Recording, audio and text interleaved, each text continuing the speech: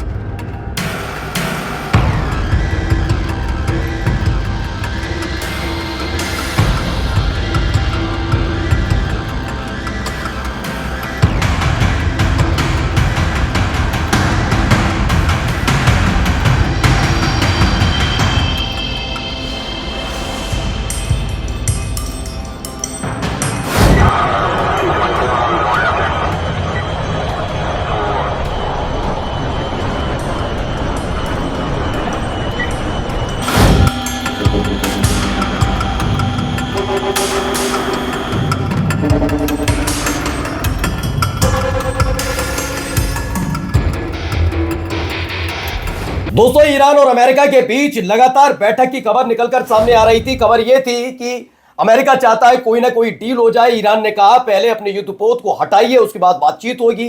बातचीत की का सिलसिला आगे बढ़ता या फिर मसौदा तैयार होता, उससे पहले ही एक खबर आई। खबर यह निकलकर है कि बातचीत फेल साबित हुई है। अमेरिका को देखते हुए ईरान ने 1-2 नहीं 500 खैबर मिसाइलें इसराइल पर तान दी। इसराइल पर जैसे ही मिसाइलें तानी गई हैं, मिडिल ईस्ट में हंगामा मच गया है। वो खबर दिखाऊंगा। दूसरा, ये कहां कैसे जाकर ये पूरी बातचीत फेल होती हुई नजर आई, क्या शर्तें थी अमेरिका की जिस पर फेल हुई। तीसरी खबर आपको दिखाऊंगा कि अमेरिका भी चाहता है कि नहीं ईरान के साथ कोई समझौता हो जाए, क्योंकि अपने वो युद्धपोत को इस समुद्री इलाके से किसी भी कीमत पर बाहर लेकर जाना चाहता है। तो वहीं खबर यह भी है कि ईरान अपनी जिद पर अड़ा हुआ है। क्या कुछ मिडिल ईस्ट के अंदर पिछले 24 घंटे के भीतर हुआ, वो तो दिखाऊंगा ही। रूस और यूक्रेन के बीच भी बहुत तगड़ा संघर्ष शुरू हुआ है। क्या हुआ दिखाता हूं। नमस्कार, मैं हूं प्राजपल गौतम और आप देख रहे हैं the live TV. The live TV, सच सबसे आगे। सबसे पहले एक खबर देखिए, वीडियो जारी खास तौर पर की गई है ईरान की तरफ से। क्या है?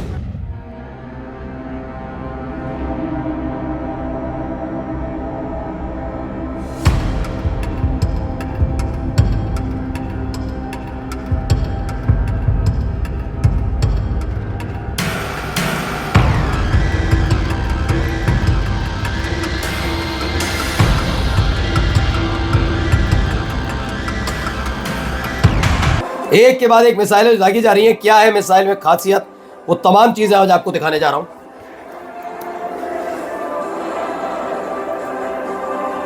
दरअसल अमेरिका के किसी भी हमले की स्थिति में ईरान की कड़ी चेतावनी है। ईरान ने कहा कि वह इजराइल पर 500 तक खैबर बैलिस्टिक मिसाइल दाग सकता है। खैबर मिसाइल की रेंज लगभग 2000 किलोमीटर है। 1.5 टन का भारी वॉरहेड है।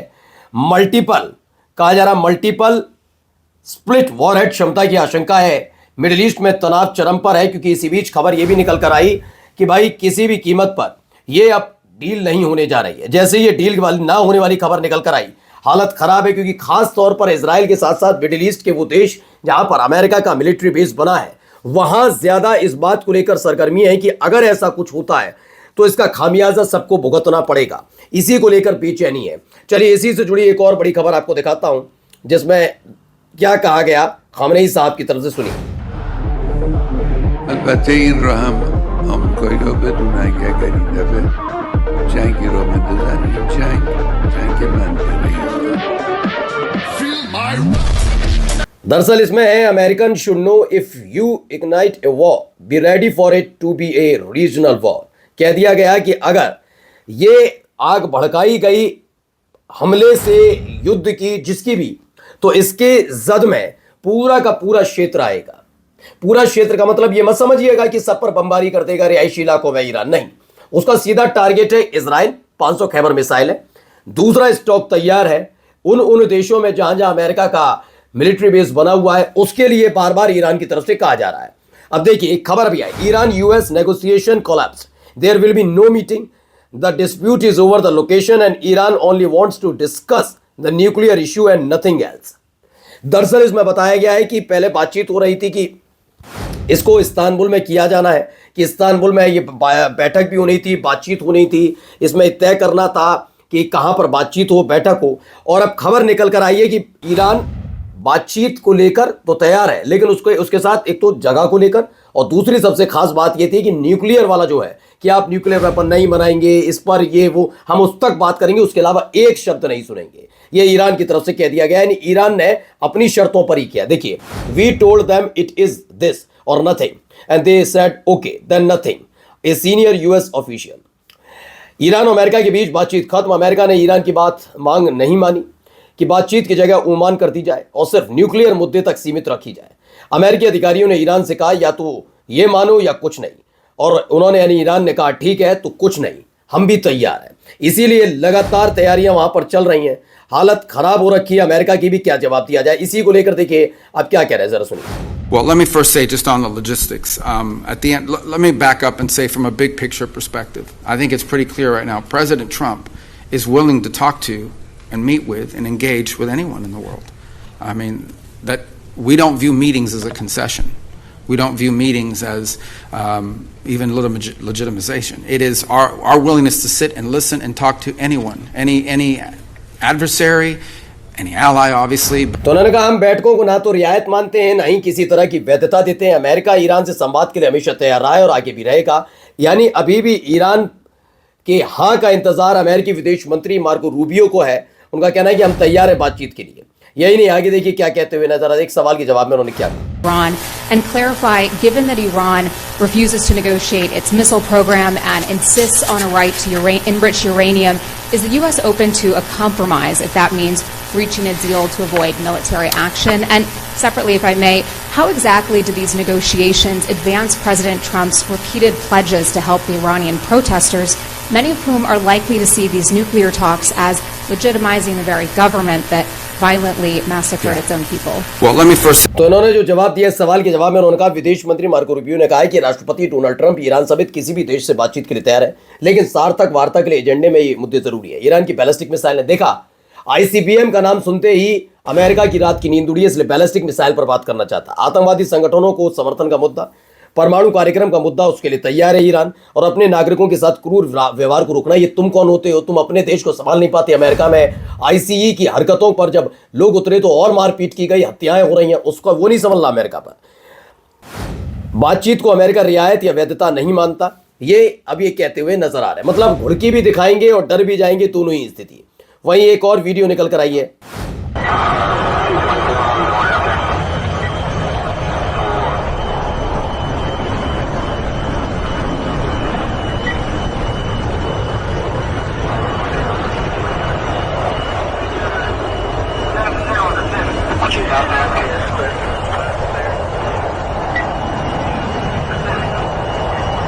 तो खबर क्या है? खबर है जिन शर्तों पर अमेरिकी ईरान से बातचीत कर रहा है उसके फेल होने की संभावना हो गई वो, और इस स्थिति को भांपते हुए अमेरिका हमले के संकेत साफ दिखाई दे रहे हैं।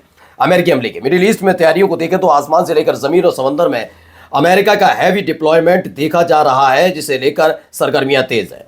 एक तरफ ये और दूसरी तरफ ट्रंप को सुनिए। Should the supreme leader in Iran be worried right now? I would say he should be very worried, yeah, he should be. As you know, they're negotiating with us. I know they are, but the protesters have said, where are the Americans? You promised them we would have their back. Do we still have their back? Well, we've had their back, and look, that country's a mess right now because of... तो उन्होंने कहा, मुझे खबर मिल रही है कि Iran फिर से अपना परमाणु कार्यक्रम शुरू करना चाहता है। अगर ऐसा हुआ तो हम दोबारा अपनी सेना भेजेंगे। उन्होंने पुरानी साइट्स पर लौटने की कोशिश की, लेकिन पहुंच नहीं पाए। हमें पता चला कि वे देश के दूसरे हिस्से में नया परमाणु ठिकाना खोलना चाहते हैं। मैंने साफ कहा, ऐसा किया तो इसके बहुत बुरे नतीजे होंगे, ये कह रहे हैं। तो वहीं दूसरी तरफ US president vice president JD Vance, उन्होंने कहा अगर ईरान ने न्यूक्लियर वेपन बनाया तो सऊदी अरब भी इसी राह पर जाएगा। सुनिए क्या बयान। And it's not just them, because if the Iranians get a nuclear weapon, you know who gets a nuclear weapon like the next day? The Saudi Arabians, and then somebody else in the Gulf Arab state. And so you have nuclear proliferation on a global scale. The biggest threat to security in the world is a lot of people having nuclear weapons. So what the president has said is Iran's not going to get a nuclear weapon. We're going to work with China and Russia and any country, whether they're... तो वही कि अगर nuclear weapon Iran ने बना लिया या उसको मिल गया तो उसके बाद अगली बारी होगी सऊदी अरब की, तो मिडिल ईस्ट मतलब आप अपने पास परमाणु हथियार रखिए, किसी और को इजाजत नहीं है। और बन गया सऊदी अरब को मिल गया तो आप समझते हैं अमेरिका की जरूरत ही नहीं रहेगी, वहां से तंबू बम्बू उखड़ जाएंगे। अब जाते जाते जरा देखिए एक तस्वीर।